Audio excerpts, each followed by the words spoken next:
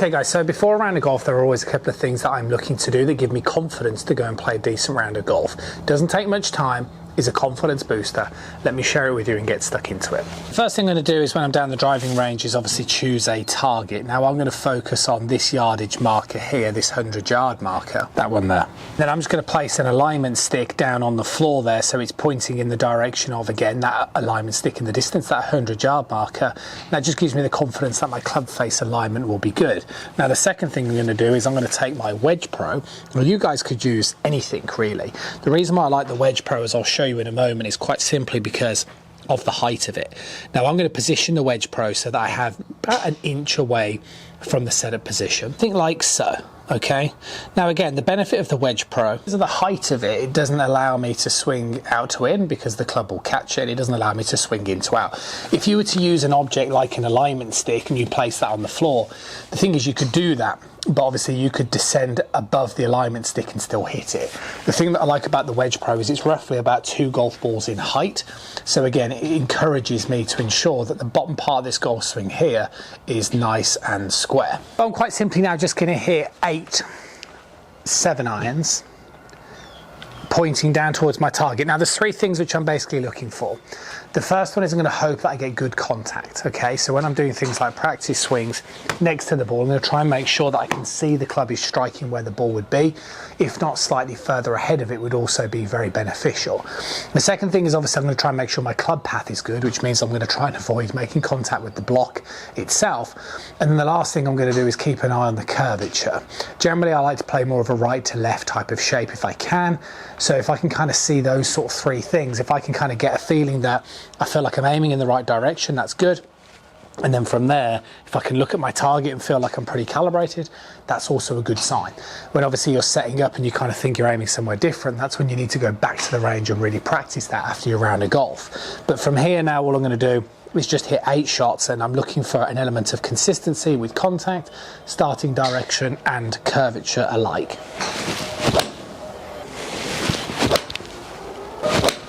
Some of you might be thinking, why don't I place another alignment stick relative to my feet? And the honest answer is because I stand slightly open. Mentioned on the channel quite a lot in the past is that if I've always felt that if I have my feet perfectly parallel towards the target, ball position in the center, I just feel very stuck. So I'm somebody who prefers to move the ball slightly further forward, have my feet where I feel like they're aiming a little bit left. And then from there, I just feel like I'm trying to get that club into a similar position as I'm demonstrating. That just gives me that ability to, well, control the things that I've mentioned there. Next thing I'm going to do is focus my attention on sort of 40 to 80 yards. That's an area where I get quite nervy. So I'm going to use my 58 degree, and I'm just going to concentrate again on a couple of basic things. With regards to my setup position, I just like to get my feet pretty much facing towards the target. Again, my body sort of favours being slightly open, and all I'm going to be looking for when I'm hitting these shots is just, again, a decent sort of contact on the back of the golf ball, similar to that one there. So I'm just going to hit a couple of shots about 50 yards because, like I said, that feels like normally a bit of a testy sort of distance. And all I'm trying to do is nothing other than get a good contact on the back of the golf ball. Nothing more fancy than that. Thing to warm up with would be driver. So I've hit 8 shots with a mid-iron.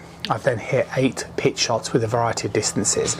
I'm going to hit sort of half a dozen or so with this, and then just a couple with a sort of driving iron before I go out to play. We'll do a little bit of chipping and putting, which I'll show you that in a moment before my round of golf. In terms of swing thoughts here, this is all about sequence. Just about not rushing it. I hit my worst drives, I know, if I get a bit sort of steep and a bit rushy and a little bit trapped. What I'm trying to do here, particularly when warming up, is just trying to focus my attention again on alignment. I'm not as concerned now about the block and about the alignment stick because obviously, you know, with driver I know that I'm not going to be anywhere near as accurate as I'd want to be with my irons. What I'm looking for here is just, again, that rhythm. Nice turn back, nice turn through. So I just feel nice and smooth.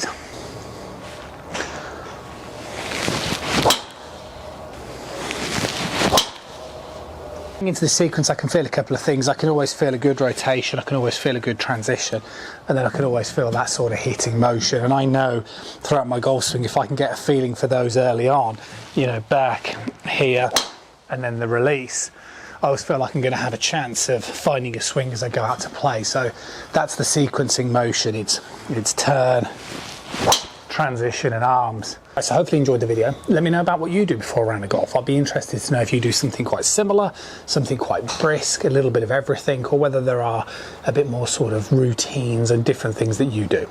Let me know. I'll see you soon.